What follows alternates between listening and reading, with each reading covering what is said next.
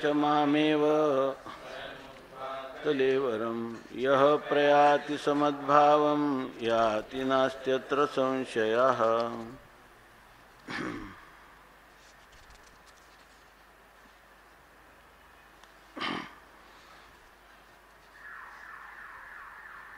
भगवान परमात्म्याने अर्जुनाच्या विचारलेल्या 7 प्रश्नापैकी 6 प्रश्नाची उत्तरं दिली। ब्रह्म, कर्म, अध्यात्म, आधिभूत, आधिदैव आणि आधियज्ञ ह्या 6 प्रश्नाची उत्तरं दिली। म्हणजे 6 जे काही शब्द आहेत या शब्दांचा अर्थ यथार्थ जाणून घेण्याची इच्छा केली। आणि नंतरचा शेवटचा प्रश्न आहे प्रयाणकाले कथम ज्ञेयोषि नियतात्मभिः। ज्या लोकांनी आपल्या जीवनामध्ये आपल्या मनाचा निरोध करण्याचा प्रयत्न केलेला आहे, अंतःकरणाबरोबरच इंद्रियांचा निग्रह केलेला आहे आणि ज्यांना मोक्षाची चाड आहे, अशा ज्या पुरुष आहेत तर त्या पुरुषांना जेव्हा मृत्यूचा समय प्राप्त होतो त्यावेळेला तुझ्या स्वरूपाचं त्यांना कशा प्रकाराने ज्ञान असतं किंवा त्यांनी केलेलं जे आयुष्यभर साधना, त्या साधनाबद्दल मिळवलेलं जे ज्ञान, ते ज्ञान हे प्रमाण प्रमेयाधीन असल्यामुळं त्यासाठी त्यांना अंतकाल जरी आला तर त्या स्थितीतही त्यांना तुझं यथार्थ स्मरण असतं। आणि त्या स्मरणामध्ये म्हणजे तुझं स्मरण असतं म्हणजे त्यांना इतकं तुझ्या स्वरूपाचं ज्ञान असतं, इतकं यथार्थ असतं की अंतकालाला त्याचं स्मरण करावं, त्याची आवृत्ती करावी याचीसुद्धा गरज नाही। ते अगोदरच तुझ्या स्वरूपाला मिळून गेले, ते मरणी अनिकेकडे जातील केवी, अशा प्रकारचं उत्तर दिलं। परंतु सामान्य जे लोक आहेत, साधारण लोकांना या ठिकाणी अंतकालामध्ये परमात्मा ज्ञानाचा विषय होतो किंवा नाही। जर तो होत नसेल तर अंतकाळाला परमात्म्याचं स्मरण केलं पाहिजे। स्मरण करण्यासाठी सिद्धांत पुढं सांगणार आहे की यम यम वापी स्मरण भावम त्यजत्यन्ते कलेवरम तम तमेवैति कौंतेय सदा तद्भाव भावितः। ज्याने श्रद्धापूर्वक आयुष्यभर तुझं स्मरण केलेलं आहे, तर असा पुरुष ज्यावेळेला देहांताची वेळ येते त्यावेळेलाही तुझं स्मरण त्याला राहतं। किंबहुना मी स्वतः त्याच्या हृदयामध्ये स्फुरद्रूप होऊन मी त्याला माझं स्मरण देतो। आपल्या स्मरणाची वाईली ही वाईशी करी सावली, आयशेने नित्यबुद्धी संचली आणि तयाते। अशा प्रकारची ही स्थिती आहे। तेव्हा साधारण लोकांनी काय केलं पाहिजे तर असं परमात्म्याचे साह्य आपल्याला व्हावं आणि अंतकाली आपल्याला परमात्म्याचं स्मरण व्हावं म्हणून आयुष्यभर त्यांनी चिंतन केलं पाहिजे। तेवी सदभ्यासे निरंतर चित्ताशी परमपुरुषाची मोहर लावी मग शरीर असो अथवा जावो। ही गोष्ट भगवान या ठिकाणी सांगत आहेत। ज्ञानीपुरुषाचं शरीर कोणत्याही कालात, कोणत्याही देशात आणि कोणत्याही स्थितीत जरी गेलं तरी तो परमात्मा स्वरूपालाच प्राप्त होतो, असा शास्त्राचा सिद्धांत आहे आणि महापुरुषांची अनुभूती आहे आणि पूर्वसूरींचं हे आपल्याला सांगणं आहे। जे परमार्थाचे पांथस्थ आहेत त्यांनी त्यांच्या अधिकारा पाहून त्याप्रमाणे आपली साधना जर त्यांनी केली तर कोणाला ज्ञान संपादन केलं, जीवनमुक्तावस्था इथंच प्राप्त केली, त्याचं विधेय कैवल्य निश्चित आहे। परंतु ज्यांना ही स्थिती प्राप्त झाली नाही, साधना पथावर त्या ठिकाणी ते आरूढ झालेले आहेत, तर त्यांनी मात्र नेहमी साधन भजन केलं पाहिजे। आणि त्याच्यामध्ये हे उपासनाकांड आहेत, या उपासनाकांडामध्ये भगवंताचे अनेक आश्वासन आहेत। अनन्याश्चिंतयन्तो माम ये जनाः पर्युपासते तेषां नित्याभियुक्तानां योगक्षेमं वाहम्यहम् तेषामहं समुद्धर्ता मृत्यू संसार सागरात भवामि न चिरात पार्थ मय्यावेशित चेतसाम। अशा प्रकारची भगवंताची आश्वासनं आहेत, भगवंताने दिलेला दिलासा आहे की जे जे लोक प्रयत्नाची पराकाष्ठा करतील त्यांना मी स्वतःहून आपुलिया उत्तीर्णत्वालागी काय ते ऋणवई पण देखोनी अंगी आपुलिया उत्तीर्णत्वालागी तयाचिया तनुत्यागी परिचर्या करी। काय मी ते ऋणवई पण देखोनी अंगी आपुलिया उत्तीर्णत्वालागी भक्ताचिया तनुत्यागी परिचर्या करी। पुढची होय। देह वैकल्याचा वारा झणे लागेल या सुकुमारा आत्मबोधाच्या पांजेरा सुये तयाते, अशा प्रकारचं भगवान सांगतात. त्या पुढची ओवी पण एक आहे. आपुल्या स्मरणाची ओवाईली हिवाईशी करी सावली, आईशेनी नित्यबुद्धी संचली आणि मी आणि तयाते. हे सर्व कार्य मी करतो, कारण माम आश्रिते यतंते, ज्यांनी माझा आश्रय करून भजन करतात त्या लोकांचं सर्व काही मी करतो, असं भगवान सांगतात. तर हा जो विषय आहे हा सामान्य माणसाच्या दृष्टीनं आता इथून पुढं सांगतात. पहिल्यांदा सांगितलं, ज्याला ये प्रतीतीच्या माझं घरी तया निश्चयाची ओवरी आली म्हणून बाहेरी नव्हेची शे, असा जो पुरुष आहे त्याच्या दृष्टीनं काय आहे, ते देह झोळायसे मानुनी ठेले आपण पे आपण होऊनी, जैसा मठ गगना भरुणी गगनीचे असे, अशी त्यांची स्थिती आहे. त्यामुळं म्हणून या परिमाते अंतकाळी जाणतच साते, जे मोकली ती देहाते ते मीची होती, अशा प्रकारचं भगवंतांनी सांगितलं. आता सामान्य माणसाला मरणानंतर कोणती गती प्राप्त होते याविषयीचं वर्णन सांगताना माऊली म्हणतात, 69 क्रमांकाची ओवी आहे. येरवी तरी साधारण उरी आदळलिया मरण, जो आठव धरी अंतकरण तेची होईजे. म्हणतात एरवी तरी साधारण, म्हणजे एरवी म्हणजे दुसऱ्या रीतीनं जर आपण पाहिलं, ही झाली ज्ञानीपुरुषाची स्थिती. पण एरवी दुसरे जे आहेत त्यांच्यासाठी साधारण म्हणजे सामान्यपणे असा नियम आहे, म्हणजे सामान्य लोकांसाठी असा साधारण सामान्य नियम आहे. तो असा आहे, म्हणजे सार्वत्रिक नियम आहे की उरी मरण आदळली, या ज्या वेळेला मनुष्याला मरण प्राप्त होतं त्यावेळेला, म्हणजे मरण उरावर आदळलं म्हणजे आता मरणाची आणि आपली भेट निश्चित आहे, म्हणजे मृत्यूचा निश्चित नियत क्षण प्राप्त झाला असताना जो अंतःकरण जो आठव धरी, त्यावेळेला आपलं अंतःकरण किंवा मन हे ज्या प्रकारचं स्मरण करीत असेल तर तेची होई, जे त्याच स्वरूपाला तो मनुष्य तद्रुपतेला तो प्राप्त होतो. म्हणजे अंती जे मती असते त्या प्रकारची गती त्याला प्राप्त होते. म्हणजे ज्या मनुष्याला ज्ञान प्राप्त झालं नाही तर त्या पुरुषाला मरणाच्या काळामध्ये त्याच्यासाठी एक नियम आहे की तो ज्या वस्तूचं चिंतन करत असेल तर चिंतने तद्रूपता, त्या चिंतनाचा जो विषय असेल त्या विषयाप्रमाणे त्याला स्वरूप प्राप्त होतं. चिंतनाचा जो विषय असेल त्याप्रमाणे हा नियम सांगितला. जैसा कवन एक काकुळती, पळता पवनगती, दू पावली अवचिती, कोहा माझी पडियेला. याच्यासाठी माऊली एक उदाहरण देतात की अंतकाळी मनुष्य जे चिंतन करेल ना तर तीच गती त्याला निश्चित प्राप्त होते, याच्यात कधीही अन्यथा नाही. हा साधारणपणे केलेला काय आहे नियम. सार्वत्रिक नियम असा आहे की अंती जी मती तशी त्याची गती. तर त्याच्यासाठी उदाहरण देतात माऊली. हे उदाहरणं माऊलींच्याच प्रतिभेत आहेत, त्यांच्यात ऋतंभरा प्रज्ञेला हे दृष्टांत. म्हणून तुकाराम महाराज याला म्हणतात युक्ती. युक्तिस्तू योजना, अशा प्रकारची उपपत्ती सांगणं, दृष्टांत सांगणं आणि व्यवहारातल्या दृष्टांतांनी आपल्या बुद्धीवर सिद्धांत आरूढ करून देणं हे माऊलींचंच फक्त एक स्वतंत्र वैशिष्ट्य आहे. म्हणून आता असं उदाहरण देतात की जैसा कवन, ज्या माणसाला कुठल्या प्रक्रिया लागत नाही, भाषेचं जास्त ज्ञान नाही, फक्त मराठी भाषेतलं पाहिजे की ह्या शब्दांचा काय अर्थ आहे, केवळ शब्दकोशाप्रमाणे, तरी त्याला काय जे काही लोक एक प्रदक्षिणा जपाच्या बाहेरून करती या, पण जे काय अर्थज्ञानाच्या गाभारा रिगती, त्या पदाच्या अर्थाच्या ज्ञानाच्या गाभाऱ्यात जायला फक्त थोडं शब्दकोशाचं ज्ञान पाहिजे आणि शब्द वाक्य जुळवताना थोडासा अन्वय करता आला पाहिजे. आणि ते फक्त शब्दच आपल्या लक्षात आले, शब्दाचा अर्थ लक्षात आला, वाक्य जुळून वाक्याचा अर्थ लक्षात झाला की आपल्याला सिद्धांत रूपाने त्याचं ग्रहण होतं. आणि ते कसं जे माऊलींना अभिप्रेत असणारं अर्थाचं ग्रहण होतं.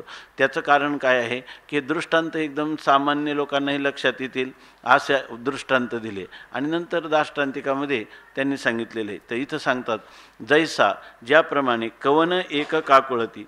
कवन एक म्हणजे कोणी एखादा मनुष्य, काकुळती म्हणजे काहीतरी त्याच्यावर भयाची वेळ आली, संकट आलं, त्यामुळं तो व्याकुळ झालेला आहे. आणि त्यामुळं तो काकुळतीनं म्हणजे भयाने ग्रस्त होऊन किंवा भयाने त्रस्त होऊन जर तो पवनगती पळता, तो वाऱ्याच्या वेगाने पळतो. कारण का, ह्या संकटाचा आपल्यावर परिणाम होऊ नये, या संकटातून आपण वाचावं म्हणून तो मनुष्य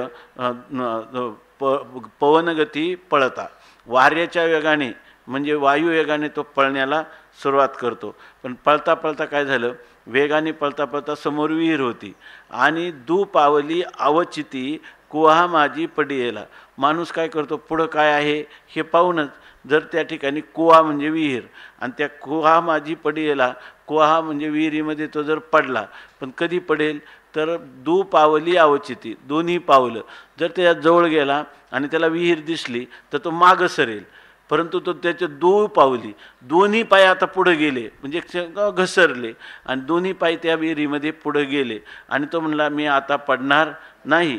तर ते म्हणतात दोन्ही पाय घसरून तो कोहेमध्ये म्हणजे विहिरीमध्ये पडला. आता तो म्हणतो मी पडणार नाही. तर ते म्हणतात आता तया पडणया आरवते, पडणे चुकावया, किंवा पडणं असं पण पाठ आहे का, पडणे पडणं, हां, आणि काय याच्यात पडणे, तर पडणं चुकावया परवते, नाही म्हणून तेथे पडावेची पडे. दृष्टांत 9000 वयामध्ये ह्या 2 वयात हा दृष्टांत दिला की तया पडणया, त्याला पडण्या आरवते म्हणजे पडण्याच्या पूर्वी, पडणे चुकावया परवते, ते पडणं चुकवण्यासाठी परवते, नाही म्हणून तेथे पडावी. तिथं पडणे चुकवावया, त्याला ते पडणं चुकवण्यासाठी परवते नाही. आता दुसरं कोणतं साधन नाही की, कारण काय, जर एखादा मनुष्य घसरला आणि जर समजा तिथं जवळच कोणी असला तर तो त्याला धरून पण वाचू शकतो, तो पडणारच आहे.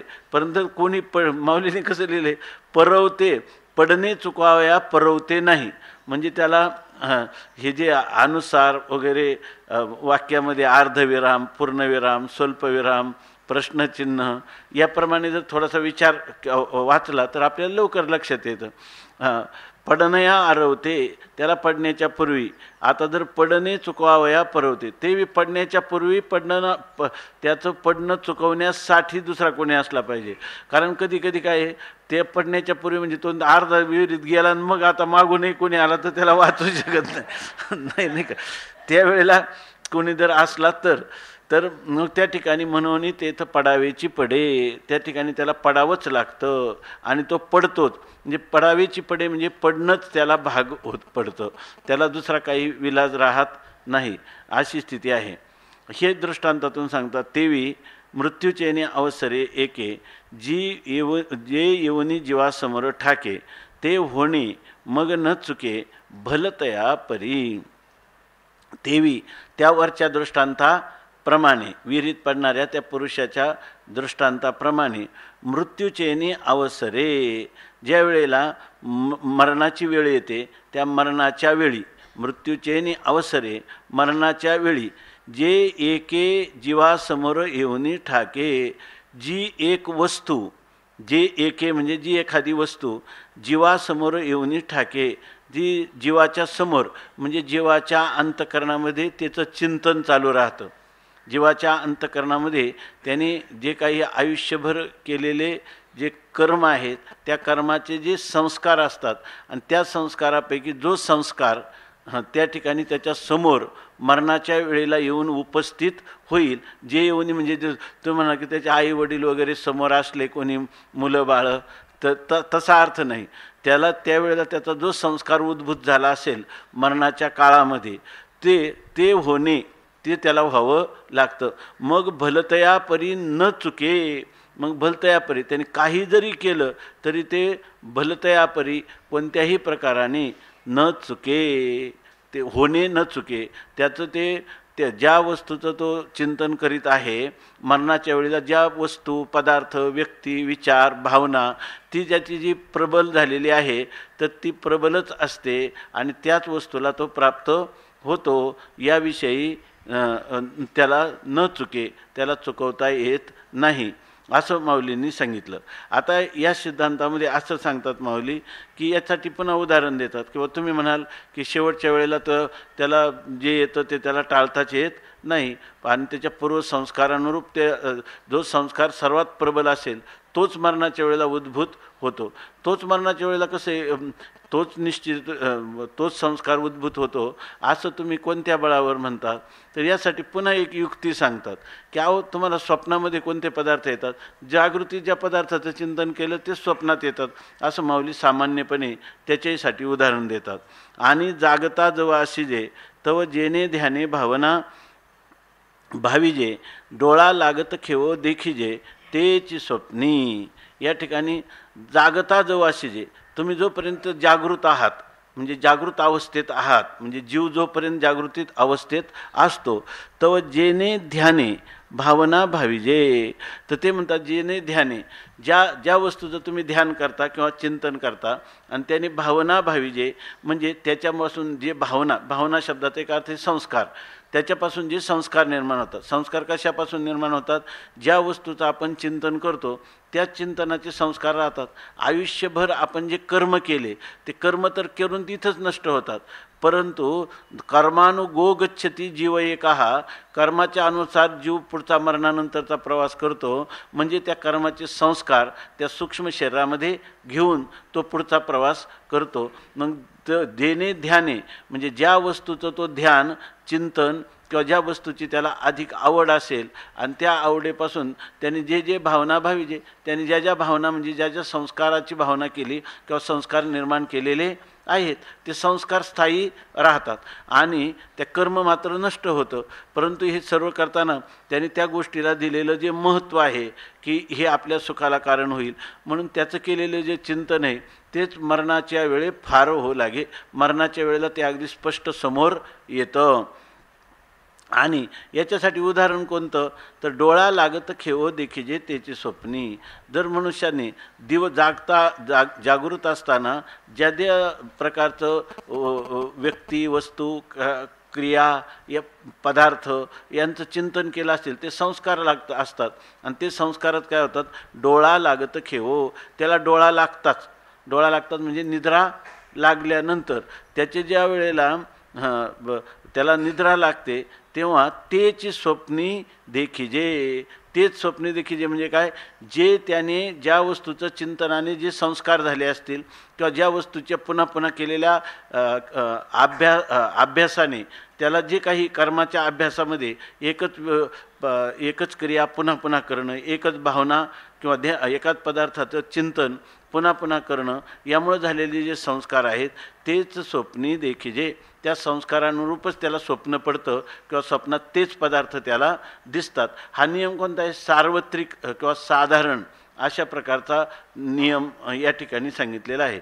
मनुष्य म्हणतो ना मनी वसे स्वप्नी दिसे, मनामध्ये जे दिवसभर आहे तेच त्याला स्वप्नामध्ये देखील येतं. बरं हा सगळ्यांचा अनुभवाचा पण दृष्टांत आहे की साधारणपणे आपण जे चिंतन करतो त्याच्याच अनुसार स्वप्न पडतं.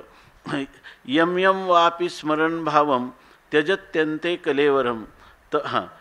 यम यम वापि स्मरण भावम त्यजत्यन्ते कलेवरम तं तमेवैति कौन्तेय सदा तद्भावभावितः. यम यम वापि स्मरण भावं त्यजत्यन्ते कलेवरं तं तमेवैति कौन्तेय सदा तद्भावभावितः. यम यम वापि स्मरण भावं त्यजत्यन्ते कलेवरं तं तमेवैति कौन्तेय सदा तद्भावभावितः. आता भगवान सांगतात की या ठिकाणी अंतकाली माझं स्मरण केलं की तो पुरुष मला प्राप्त होतो, यामध्ये कोणताही संशय नाही. म्हणजे केवळ माझं स्मरण करील तो माझ्या स्वरूपाला प्राप्त होतो एवढंच नाही, एवढ्याच पुरता हा नियम मर्यादित नाही, तर मनुष्य ज्या पदार्थाचं चिंतन करीत या देहाचा त्याग करतो त्या पदार्थाला व्यक्तीला तो प्राप्त होतो अशी गोष्ट सांगायची. म्हणून या ठिकाणी असं सांगतात हा जो नियम आहे न मद्विषय हा एव अयम नियम, हा काही माझ्या संबंधातील नियम नाही. किमतरी मग तुमचा नियम काय आहे? तो नियम या ठिकाणी भगवान सांगतात ह्या प्रस्तुत श्लोकामध्ये. यम यम वा अपि स्मरण भावम त्यजती अंते कलेवरम तम तम एव एति कौन्तेय सदा तद्भाव भाविताः. वा कौन्तेय यम यम अपि भावम स्मरण अंते कलेवरम त्यजति तम तम एव सदा तद्भाव भाविताः येति. वा कौंतेय, अथवा हे कौंतेया, हे अर्जुना, यम यम अपि भावम, ज्या ज्या, यम यम म्हणजे ज्या ज्या, कोणत्याही पदार्थाचं सुद्धा भाव म्हणजे कोणताही असणारा जो पदार्थ आहे, यम यम अपि भावम, ज्या ज्या भावाचं म्हणजे ज्या ज्या पदार्थाचं स्मरण करीत असताना, अंते कलेवरम त्यजती, अंते म्हणजे मरणाच्या वेळेला ह्या कलेवरम त्यजती, कलेवराचा जेव्हा तो जीवात्मा त्याग करतो, तम तम एव, ज्या पदार्थाचं स्मरण करतो, तम तम त्याच पदार्थाला, तम तम एव त्या पदार्थाला, सदा तद्भाव भाविताः, सदा म्हणजे सर्वदा, तद्भाव भाविताः त्या पदार्थाच्याच भावना किंवा संस्कार झालेला, म्हणजे त्या पदार्थाच्या संबंधाने, ज्या पदार्थांच्या संबंधाने त्याने नेहमी चिंतन केलेलं आहे, त्या पदार्थाचे संस्कार त्याच्या अंतःकरणावर झालेले आहेत.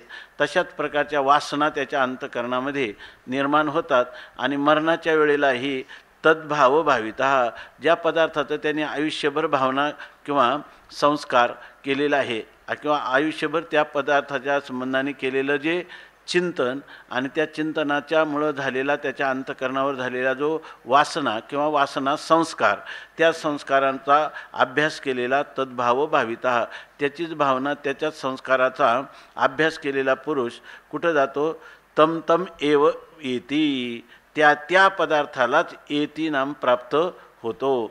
म्हणजे आयुष्यभर मनुष्याने ज्या पदार्थाचं चिंतन केलं त्याचेच संस्कार होतात आणि तेच संस्कार उद्भूत होऊन त्या ठिकाणी तो मरणकाली त्याच पदार्थाचं चिंतन करतो आणि चिंतन केल्यामुळं हा नियम आहे की ज्याचं चिंतन करून ज्याची वासना अंतःकरणात ठेवलेली आहे त्या वासनेच्या प्रमाणे त्याला तो त्या योनीला प्राप्त होतो. म्हणून तुकोबाराय काय म्हणतात, वासनेच्या संगे नको जाऊ मनाना, पाहत्या रावणा कैसे झाले का, पाहत्या रावणा कैसे झाले. रावणाची जी अधोगती झाली त्याचं कारण त्याची वासना, त्याच्या प्रकारची दुर्वासना होती. किंवा याचं भर्तृहरी संबंधाने सांगतात, जड भरत राजा हरिणी गर्भा गेला, घाला तो घातला वासनेने. त्यांनी त्या हरणाचं चिंतन करीत देहाचा त्याग केला तर तो हरिण योनीला प्राप्त झाला. वास्तविक तो राजर्षी होता, सर्व राज्याचा त्याग करून तो वनामध्ये गेलेला होता, परंतु तिथं तो तपश्चर्या करीत असताना एक हरणाचं बालक सापडलं त्याला. त्या पाण्याच्या प्रवाहामध्ये ती हरिण अचानक प्रसूत झाली आणि सिंहाची डरकाळी ऐकून ती घाबरली आणि तिचा जो गर्भपात आहे तो त्या नदीच्या प्रवाहात झाला. त्यांनी बाजूला काढून त्याला लहानचं मोठं केलं, परंतु त्याच्याविषयी आसक्ती निर्माण झाली आणि मरतानाही त्याला वास्तविक ज्या परमात्मा प्राप्तीसाठी त्यांनी राज्यत्याग केला होता, परंतु त्या वासनेमुळं. तर काय नियम काय आहे, नियम आहे की यम यम वापी स्मरण भावम त्यजत्यन्ते कलेवरम तम तमेव इति कौंतेय सदा तद्भाव भाविता.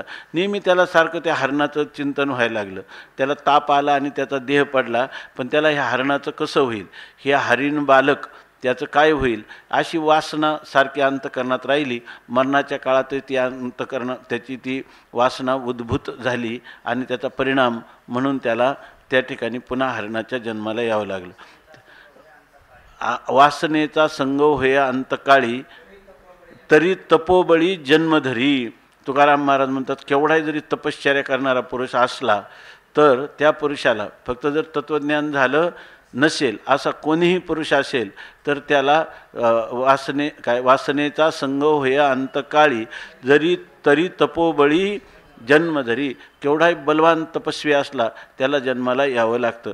कारण जन्माला येण्यासाठी 3 गोष्टी सांगितल्यात, काम, कर्म आणि अविद्या. त्याच्यापैकी काम म्हणजे जे काही वासना असेल त्याच्या अंतःकरणात त्याप्रमाणे त्याला जन्म होत जाणार आणि त्याला कारण काय आहे, अविद्या पण काम आहे. आणि दुसरी गोष्ट त्यांनी केलेलं कर्म आणि त्याच्या वासना. अविद्या, काम आणि कर्म या 3 गोष्टींनी मनुष्याला जन्म प्राप्त होत असतो. म्हणून जन्ममरण टाळायचं असेल तर काय गेलं पाहिजे, पहिल्यांदा त्याच्या अंतःकरण म्हणजे त्याचे अज्ञान गेलं पाहिजे, नंतर अज्ञान गेलं म्हणजे अविद्या गेली, नंतर अंतःकरणातील वासना गेल्या पाहिजेत, नाही का, वासना गेल्या पाहिजे आणि त्याच्याविषयी त्याच्या अंतःकरणात ज्याला कर्म म्हणजे मी करता आहे, भोगता आहे हे संस्कारही नसले पाहिजे. त्याला मनोनाश आणि वासनाक्षयाचा त्याने अभ्यास केला पाहिजे. म्हणजे मनोनाश, वासनाक्षय आणि अविद्यानिवृत्तीसाठी लागणारं तत्त्वज्ञान, ह्या 3 गोष्टी जेव्हा होतील तेव्हा त्याचा हा शेवटचा जन्म असेल, नाही तर तोपर्यंत त्याला जन्म येणारच. म्हणून सांगतात की हे कौंतेय, हे अर्जुना, यम यम अपि भावम, ज्या ज्या पदार्थाचं स्मरण अंते कलेवरम त्यजती, ज्या ज्या पदार्थाचं स्मरण करीत तो जीवात्मा शेवटी ह्या शरीराला सोडून जातो. तम तम एव, त्या त्या पदार्थालाच सदा तद्भाव भाविता, त्या पदार्थाच्या वासनेचाच त्याने अभ्यास केलेला असल्यामुळं किंवा त्या पदार्थाचंच चिंतन केलेलं असल्यामुळं तो पुरुष त्या पदार्थालाच किंवा त्या भावालाच तो काय होतो, प्राप्त होतो. असा साधारण नियम या श्लोकामध्ये सांगितला. यासाठी जन्म घेणे लागे वासनेच्या संगे आणि त्याची झाली अंगे हरिरूप. जन्म वासनेरूप होतो, पण आपली वासना जर परमात्म्यात संबंधाने असली त्याची झाली अंगे हरिरूप. ती वासना जर हरिरूपाची असली, सगळे जीवनात जेवढं आहे काही सगळं परमात्म्या संबंधानेच आहे, सगळी नाती परमात्म्याशी जोडलेली आहे आणि चिंतन जे आहे ते सदा सर्व काळ सदा माझे डोळे जडो तुझे मूर्ती, रखुमाईच्या पती सोयरिया, असं जर त्याचं जीवन आवडे हे रूप गोजिरे सगुण, धनीदृष्ट लागो तुझ्या सगुणपणा, अशा प्रकारे नको ब्रह्मज्ञान आत्मस्थिती भाव, असं जर त्याचं चिंतन असेल तर तो त्या त्या स्वरूपालाच प्राप्त होईल. याविषयी माऊली सांगतात आता. तेवी जितेनी अवसरे, एकच ओवी आहे ना, तेवी जितेनी अवसर, पुढची पण ओवी दिलेली का त्याच्यामध्ये? तेवी इथे एकच दिली. तेवी जितेनी अवसरे, जे आवडोनी जीवीवरे, त्याची मरणाचे मेरे फार हो लागे. उलट हे एक आपल्याला मनोविज्ञान आहे. मनोविज्ञानामध्ये असं आहे की एखादा पदार्थ आहे ना, त्या पदार्थाचा भोगाचे जेवढे संस्कार होतात ना, त्यापेक्षाही जास्त संस्कार त्या पदार्थाच्या मनपूर्वक केलेल्या चिंतनाने होतात. मनपूर्वक केलेल्या चिंतनाने अधिक संस्कार होतात. मग ते संस्कार सूक्ष्म असतात. त्याच कारणाने उपनिषदामध्ये म्हटले ना, विद्यांच्या अविद्याम, तिथं काय ते श्लोक आता तुमचं, ये अविद्यायाम, जे लोक विद्येची उपासना करतात ते लोक घोर नरकात जातात, आणि जे अविद्येची उपासना करतात ततो भूय इव ते तमः अंधं तमः प्रविशन्ति, ये अविद्याम उपासते ततो भूय इव ते तमो ये यऊ विद्यायाम रताः, असं मंत्र आहे ईशावास्य उपनिषदामध्ये. याचा अर्थ काय? जे या ठिकाणी सुरुवात काय, अंधं तमः प्रविशन्ति, अंधकारमय नरकामध्ये ते लोक प्रवेश करतात. कोण? जे विद्येची उपासना करतात ते, जे अविद्येची उपासना करतात ते. आणि त्याच्यापेक्षाही घोर तमात कोण प्रविष्ट होतात? जे विद्येची उपासना करतात. आता काय सांगा, असं जर असलं तर जगात कोणीतरी मुक्त होईल का? मग हे उपनिषदाच्या याचा अर्थ समजून घ्यावा लागतो. ते काय तर परमेश्वरानंद महाराज याच्यामध्ये आपल्या साधना सदनमध्ये, तर त्यांनी हे जवळजवळ 36 दिवस एवढं एकच उपनिषद सांगितलं.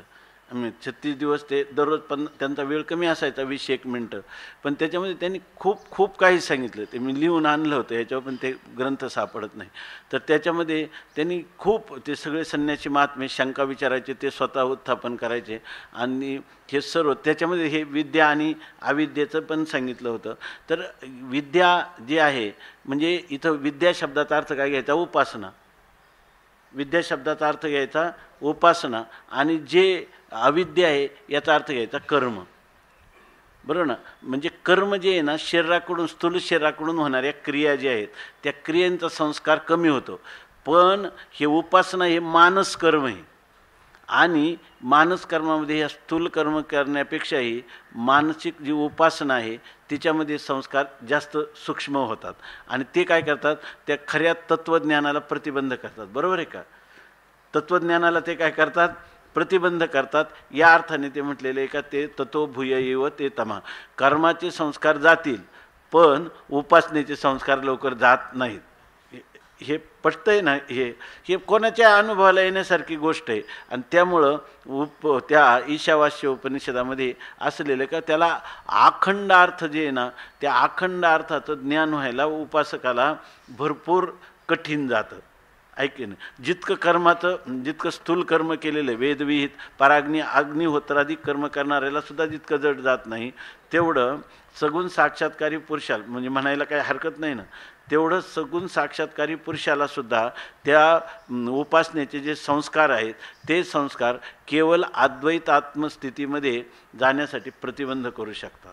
म्हणजे खरं त्याचं मार्मिक रहस्य जर म्हटलं तर उपनिषदांचा अर्थ असा जर केला तर आपल्याला त्या मंत्राचा काय होईल, थोडा अर्थ लागेल, एरवी नाही. याच्यामध्ये आपले विद्यानंद स्वामींनी त्याच्यावर एक स्वतंत्र एक ग्रंथ लिहिला आहे ईशावास्य उपनिषदामध्ये, त्यांनी त्याच्यात बरंचसं लिहिलेलं आहे. पण हा अर्थ लागतो ना, म्हणून इथं काय म्हणतात की ती गोष्ट इथं माऊली सांगतात ते तात्पर्य.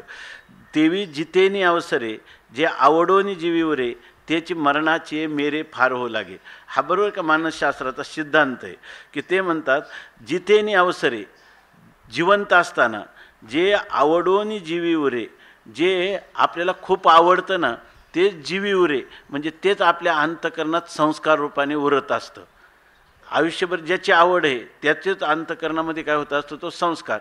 आता मरणाची वेळ झाल्यानंतर आता त्या आवडीची पूर्तता होण्यासाठी, बरोबर ना, त्या संस्कारानुरूप जी योनी आहे आपल्याला पुढं भगवंताने निर्माण केलेल्या ई सृष्टीतील भोगासाठी ज्या योनी असतील त्या कोणत्या योनीशी तो तादात्म्य करेल, जिथं आपल्या आवडीची पूर्तता होईल. आवडोनी जीवी उरे, कारण आवडल्यानंतर मरताना तर शरीर बरोबर नाही त्या ठिकाणी, मग का बरोबर काय आहे तर ह्या 17 तत्वांचा समुदाय आहे. तो समुदाय कुठं प्रवेश करेल, जे आवड आपल्या ठिकाणी आहे, जे अंतकरणात संस्कार झालेला आहे तदनुरूप त्याला अनुकूल अशी जी योनी आहे त्याच्याच ठिकाणी तो काय करेल, तादात्म्य भ्रांती करेल. म्हणून आवडीने जे जीवी उरे. आणखीन एक माऊलीनं सांगितलं हे की ते मरणाची वेळ आहे, आणि जेव्हा मरणाची वेळ होती ना, आता आपण ह्या सगळ्या भोगांना मुकलो, हे भोग कुठे उपलब्ध होतील, ती आवडून त्याच्या अंतकरणात उरलेली जी आहे ती मरणाच्या वेळेला उलट आणखीन प्रबल होते. नाहीतर मनुष्य ह्या कुडीला का सोडत नाही, का ह्या कुडीत असणारी जे भोगांची उपलब्धी ती आपल्याला पुन्हा होणार नाही. आता त्याला काय मज चालता प्रयाण काळी असता न दिसती जवळी, मृत्तिका कवळी आणि एकले मेळी संचिताचे, नाही त्या यमाशी करुणा, बाहेर काढिता कुडी प्राणा, ओढाळ सापडे जैसे धन्या, चोरे यातना भोगी जेती. अशी त्याची स्थिती होती. ती गोष्ट वेगळी आहे, परंतु याला ती कुडी सोडावी लागते. काय बरं, ती कुडी इतकी झाली की त्यांनी लिहिले कोडी माणसाचं जे शरीर ना, ज्याला कोड फुटलेला, पित्त झालेला आहे, सगळ्या अंगावर माश्या घोंगावतात, त्याला सगळ्या शरीराला छिद्र पडतात, तरी त्याला वाटतं की हे शरीर सोडावं, तरीसुद्धा त्या कारण अनुकूल असणाऱ्या भोगाचे जे संस्कार आहेत त्या संस्कारामुळे ती आवड जी जीवामध्ये आहे ती त्याच्या ठिकाणी उरलेली आहे. आणि ते काय होते, ही एक गोष्ट आहे. एक तर कसं मानसशास्त्राने आपल्याला याचं स्पष्टीकरण करता येणार नाही, कारण मरणाच्या वेळेला हे जास्त होतंय बरं का सांगायला तो माणूस नसतो, आहे का नाही. तो कोणाला आपल्याला कळलं तरी सांगायला राहत नाही. कालच ना स्वामी महाराज म्हणणे की माझा एक पाय स्वर्गात आहे आणि एक पाय मृत्यूलोकात आहे, अशा वेळेला मी सांगतो. पण असं काय आपल्याला कोणी सांगायला, आणि बहुधा जे लोक आहे ना निर्वासन झालेले असतील ते सांगू शकतील की आम्ही केलेल्या साधनाचा काय आता उपयोग होतो, कारण ते स्वामी महाराजांनी सांगितलं. पण जो वासनेच्या जाळामध्ये सापडलेला मनुष्य, वासनेच्या जाळामध्ये माझी काय नुकसान होती हे सांगू शकणार नाही. म्हणून हे ज्ञानोबरायांचं म्हणणं आहे की मरणाच्या वेळी फार हो लागे, मरणाच्या वेळेला ती आवड अधिक वाढते. ती आवड काय आहे अधिक वाटते. आपल्याला वाटतं मरणाच्या वेळेला कुठं काय असतं. एकतर काय मरणाच्या अव्यवहित क्षणापर्यंत जी आवड असते त्यानुरूप जेवण त्यांनी गणेश्वर शास्त्रीजी सांगत असतात कर्मविपाकाच्या सिद्धांतामध्ये. तुम्ही म्हणता शेवटच्या क्षणाला, पण त्यावेळेला तो वातपित्त कफाने तो ग्रस्त असतो किंवा एखाद्या माणसाचा अपघात होतो. अपघाताच्या वेळेला त्याचे काय विचार, ज्या वेळेला अपघात होतो एकाच क्षणामध्ये, तर त्यावेळेला त्याचा कोणता विचार आहे. तो तर लगेच समजा सगळे मूर्छा अवस्थेमध्ये गेलेला आहे. मग त्याच्यामध्ये कोणता विचार आहे. त्या मूर्छा किंवा मरण अवस्थेच्या अव्यवहित पूर्वक्षणी जो संस्कार उद्भूत असतो त्या संस्कारानुरूप त्यावेळेला तो कोणता संस्कार असणार, जे आवडी आयुष्यभर केलं तोच ना. आणि तो उलट त्यावेळेला काय होतं अधिक प्रबल झालेला असतो. मरणाच्या वेळे फार हो लागे त्यावेळेला तो अधिक वाढलेला असतो असं सांगतात. आता या श्लोकावर इथे एकच ओळी दिली आणि पुन्हा सांगतात की मरण आणि मरणी जया जे आठवे ते तो आहे ना, तो तेची गती ते पावे म्हणून सदा स्मरावे मातेची त्वा. या ठिकाणी भगवान म्हणजे काय, जसं इतिहासाचा प्रश्न आहे, भूगोलाचा प्रश्न आहे, जसं जसं शास्त्राने सांगितलं तर सांगून मोकळं होणं आहे की नाही, तसे इथे भगवान करत नाहीत किंवा माऊली करत नाही. की हा सिद्धांत आहे यम यम वापी स्मरण भावम त्यजत्यन्ते कलेवरम तम तमे वैती कौंतेय सदा तद्भाव भाविता. हा पुढचं भगवानसुद्धा ती गोष्ट सांगतातच आणि माऊली पण ही गोष्ट सांगतात की आणि मरणी जया जे आठवे, आणि मरणाच्या वेळेला ज्याला ज्याचं स्मरण आठव म्हणजे स्मरण असेल, मरणाच्या वेळेला त्याला ज्या पदार्थाचं स्मरण होईल तेची गती ते पावे, तो त्याच गतीला तो मनुष्य प्राप्त होतो. हा सिद्धांत आहे. म्हणून सदा स्मरावे मातेची त्वा. लोकांना चांगलं जगण्याची कला येत नाही तर मरण्याची कला आपल्याला प्राप्त व्हावी आणि ती ज्ञानेश्वर महाराजांनी गीतेने सांगावी ह्याचा विचारच नाही ना. हा जो विचार आहे, लोक म्हणतात आता ल्यावे खावे बरे असावे सदैव ना, आणि ह्याची करी हवं संसारी. आपल्या जन्माचाच विचार करायचा. इथं खरा जन्म सार्थ कोणाचा होतो, खरं जीवन सार्थ कोणाचं होतं, ज्याला मरणाची टांगती तलवार आपल्या समोर आहे असं ज्याला कळतं तोच पुरुष वर्तमान चांगला जगू शकतो. त्या ठिकाणी भूतकाळाचा विचार एवढा साह्य देत नाही. वर्तमान काळात किती आपली मनोबल बुद्धिबल शारीरबल पणाला लावलं तरी समाधानी झालेलं कोणी दिसत नाही. सर्व सुखाची आशा जन्म गेला. पण मरणाचा एक विचार असा आहे की तो विचार माणसाच्या समोर आला की मनुष्याला आता सावध व्हावं लागतं. जगजोगी जगजोगी जाग जाग बोलती आणि जागता जगदेव राखा काही भाव. आपोआप माणसाला मरण, बऱ्याचशा ज्या गोष्टी आहे ना ज्याला मरणाचा विचार आपल्याला काय वाटतं, लोक म्हणतात की काय लोकांची म्हण आहे की मर म्हणायचं नाही, मरती रात्र झाली वगैरे काय आहे ना, अशा वेळेला रात्रीच्या वेळेला तू मर वगैरे असे म्हणायचं नाही. म्हणजे हे काय आहे अमंगल आहे बोलणंसुद्धा असं वाटतं. माऊली म्हणतात नाही तसं नाही. काय मर हा बोलू न साहती, मर बोलणं सहन होत नाही आणि मेल्या तरी रडती, मेल्यानंतर रडतात पण असते न जात गणिती गैसपणे. जिवंत असताना आपला वेळ कसा फुकट चालला आहे परमात्मा सेवे व्यतिरिक्त याची गणना कोणी करत नाही. मग याचा अर्थ नुसतं मर म्हणल्याने आवडत नाही, मेल्यावर रडत बसतात. परंतु जिवंत असताना जर मरणाचा विचार केला तर झाला प्रेतरूप शरीरात. आपण नेहमी चिंतन करत असतो. रामेश्वर भट आपलं चिंतामणी देवांना तुकाराम महाराजांनी असं सांगितलं. चिंतामणी देवांनी विचारलं की माझ्या जीवनात मला सगळ्यात मोठा संशय निर्माण झाला. तुमच्या भेटीला येण्यापूर्वी मी काय हा संशय घेऊन आलो नव्हतो, पण आता तुमचं जीवनातलं जे चरित्र पाहिलं तर मला मात्र आता संशय बळावला की तुम्हाला ही स्थिती कशी प्राप्त झाली. तेव्हा म्हणतात की तुकाराम महाराजांनी हा अभंग त्यांना सांगितला. झाला प्रेतरूप शरीराचा भाव आणि लक्ष येला ठाव स्मशानीचा.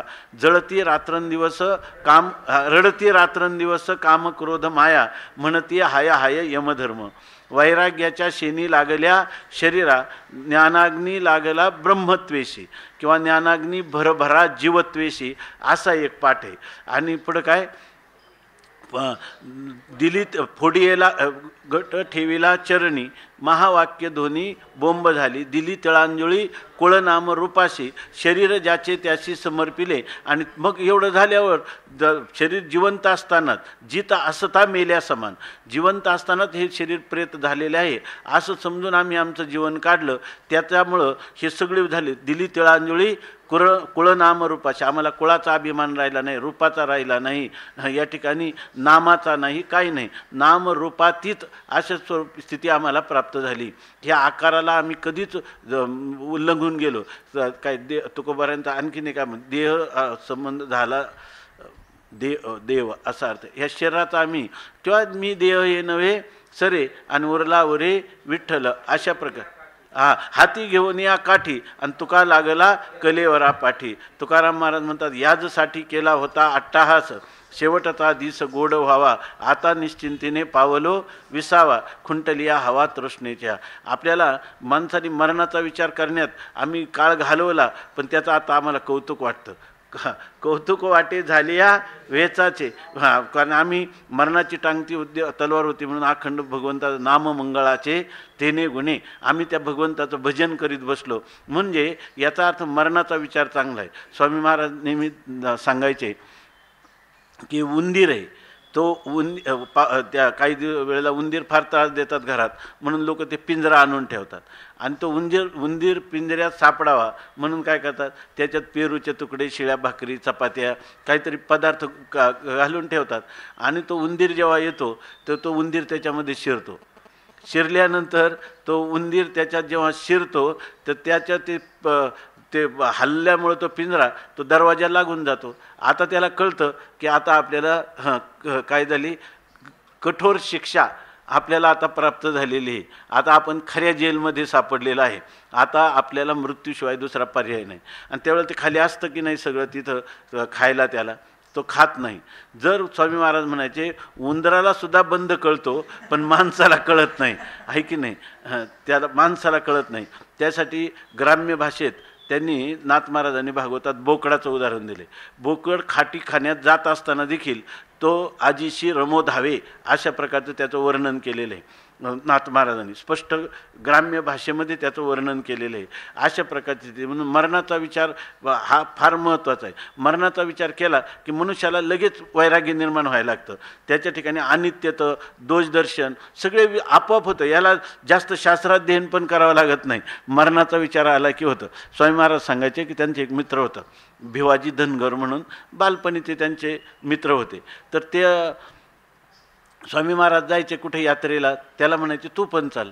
तो म्हणायचा नाही हे मेंढ्या सांभाळायला लागतात, आता काही मला वेळ होणार नाही, काही शेतीची कामं मला बघावं लागतात. मग एक दिवस काय झालं, त्या असे बरेच वर्ष गेले.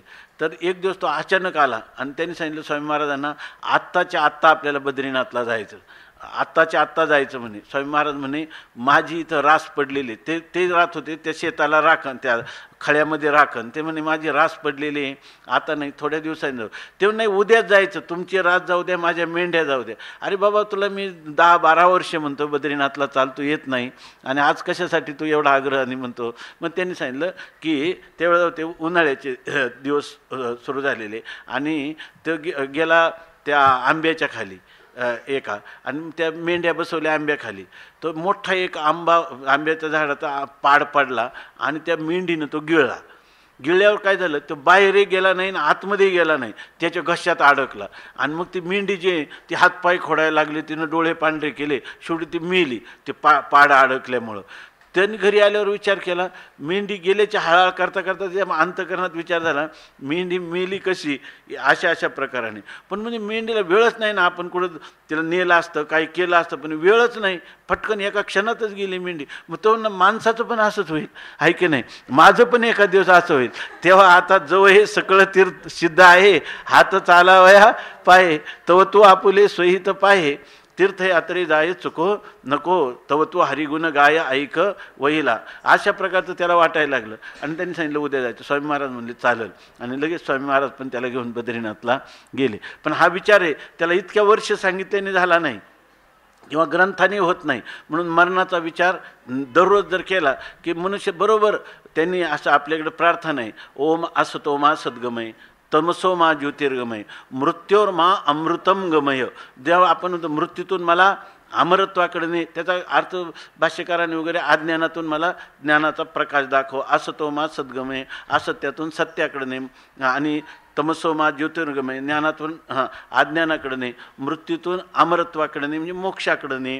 मरण धर्मशील असणारं माझं जीवन आहे ते अमर कर, म्हणजे मला माझ्या स्वस्वरूपामध्ये माझी स्थिती करून दे, असा अर्थ आपण करतो. पण या ठिकाणी मृत्यूचा विचार हा एकदम महत्त्वाचा आहे. म्हणून इथं सांगतात मरणी जया जे आठवे ते काय तो तेची गती ते पावे. मरणामध्ये मरणाच्या वेळेला त्याला ज्या पदार्थाचं स्मरण असतो त्याच गतीला तो प्राप्त होतो, असं सांगतात. म्हणून सदा स्मरा. याचं एक उदाहरण आहे. आपले जे एक मध्ये नाशिकचे लेखक प्रसिद्ध नाशी फडके, त्या नाशी फडकेंच्या म्हणजे ज्या वेळेला ते अगदी आता शरीर जर्जर झालं वार्धक्यामध्ये, तर त्यांनी लेख वगैरे लिहायचं, ग्रंथ लिहिण्याचं बंद केलं होतं. पण त्यांची पत्रकारांनी मुलाखत घेतली आणि त्या मुलाखतीमध्ये त्यांनी काही सांगितलं. तर त्या नाशी फडकेंनी असं सांगितलं, ते म्हणजे आता तुमचा काळ कसा चालला आहे असं त्यांनी सांगितलं. तर त्यांनी सांगितलं की मी केलेल्या कुकर्माचे जे भुंगे आहेत तर ते मला सारखे आता सतावतात म्हणे. म्हणजे त्यांना म्हणलं तुम्ही कुठं, त्यांचं जीवन साधारण चांगल्या प्रकारचं जीवन होतं, फक्त ते एक लेखक होते, सिद्धहस्त लेखक होते, आणि सगळ्या त्यांनी कादंबऱ्या त्यांनी म्हणतात की 3 आणि 4 दिवसात काही कादंबऱ्या लिहिल्या. असं इतकं त्यांचा तो वेग होता, कारण ते अखंड त्या कादंबऱ्याचं चिंतन करत असत. आणि त्यांनी सांगितलं की ही जी नवीन तरुण पिढी आहे मराठी भाषिक, यांना मी जे काही संत वाङ्मय वगैरे याचं चिंतन न करता केवळ त्या लोकांना शृंगारिक भाषेमध्ये मी वर्णन केलं आणि सगळ्या महाराष्ट्रात प्रसिद्ध झालो. आणि तरुण पिढीची मी केलेली जी हानी आहे त्याच्यापासून निर्माण झालेलं जे पातक आहे, तर ते पातक मला आता बोचतंय सारखं क्षणाक्षणाला. याचा अर्थ ते मनुष्याने केलेले जे कर्म आहे त्याचा जो संस्कार आहे तो संस्कार त्याला नेहमी पीडा देत असतो. मरणाची वेळे फार हो लागे. आणि इथं सांगतात मरणी जया जे आठवे, मरणाच्या वेळेला ज्याला जे आठवण जे स्मरण होतं तेची गती ते पावे, त्याच गतीला तो मनुष्य प्राप्त होतो असं सांगतात. मग हे सांगत असताना कशा अशी जर स्थिती झाली, हे इतिहासाच्या भूगोलाचे जसे नियम आहेत काही गणिताचे, तसं तुम्ही फक्त त्याचे थेरम सांगितले, त्याचं काय. याचं माऊलींची ज्याला काय म्हणतो अकारण करुणा वरुणालय असं त्यांचं जे अंतःकरण आहे किंवा भगवंताचं त्याला काय म्हणतो निर्हेतुकी दया, अहेतुकी दया, ती हे सांगते. मनोनी सदा स्मरावे मातेचे त्वा. अशी स्थिती आहे बरं का अर्जुना. म्हणून तू काय कर, असा असावध अदक्ष असा राहू नको, सतत नित्य निरंतर माझं स्मरण करीत राहा. हे पुढच्या श्लोकात आहे. पण माऊलींनी इथं ती ओवी जी काही ज्ञानेश्वरीत वर आहे, आणि मरणी जया जे आठवे तो तेची गती ते पावे, म्हणून सदा स्मरावे मातेची त्वा. म्हणून तू नेहमी काय कर, माझं स्मरण कर. आपल्या इथं आळंदीला एक हे ना चाकण घाटामध्ये तिथे एक छोटं मंदिर आहे. त्या सकाळी त्या आल्या होत्या ना त्या ताई, त्यांचे वडील आपले ते सर येतात संगमनेरचे, बालाजी महाराजांना माहिती आहे, त्यांचे वडील आत्ता गेल्या वर्षी, तर ते अखंड नामस्मरण करत होते. आणि त्यांचा मृत्यू काळ आला, नंतर त्यांना इथून घरी नेलं गेलं हॉस्पिटलसाठी. नंतर पुन्हा म्हणजे घरी आणलं. घरी आणल्यावर त्यांचं जितकं ते सारखे नामस्मरण करायचे. आणि नंतर काय झालं, आता नातेवाईक सगळे भेटायला यायला लागले. मग त्यांनी त्यांच्या मुलाला बोलावलं आणि त्याला काय सांगितलं की बाळा आता तू एक कर माझ्यासाठी, ह्या लोकांना कोणाला भेटायला नको, आता माझं थोडा वेळ राहिला, मला देवाचं चिंतन करू दे ना म्हणे. मग त्यांनी ते लोकांना भेटायचं कमी केलं आणि त्या दिवशी त्यांनी सारखं नामस्मरण करत करत नंतर काय तुळशी वगैरे टाकून पाणी काय घेतलं आणि नंतर देत. तर मला शांत राहू दे, कारण मी आयुष्यभर जे भजन केले ते मला करू दे म्हणे. आता नातेवाईक वगैरे कोणी भेटायला येऊ देऊ नको म्हटले. आणि थोड्या वेळाने त्यांनी देहाचा त्याग केला. याचा अर्थ काय आहे की हे जे मनुष्याला माते स्मरावे सदा, तो म्हणून सदा स्मरावे मातेचे त्वा, म्हणून तू माझं नेहमी भजन करावं असं सांगतात. आता त्या भजनाचा प्रकार कसा आहे ते आता पुढे सांगणार आहेत. तस्मात् सर्वेषु कालेषु मामनुस्मरयुध्यच मय्यर्पितमनो बुद्धिर्मामेवैश्यस्य संशयम्.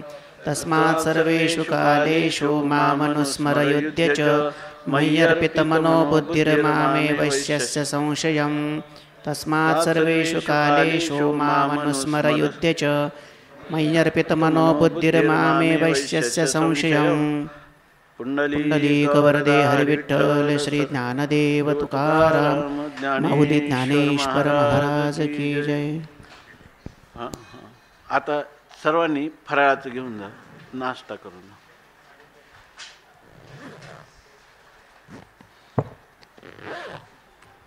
सर्वांनी फराळाचं करून किंवा बरोबर घेऊन जा कोणाला करायचं नसलं.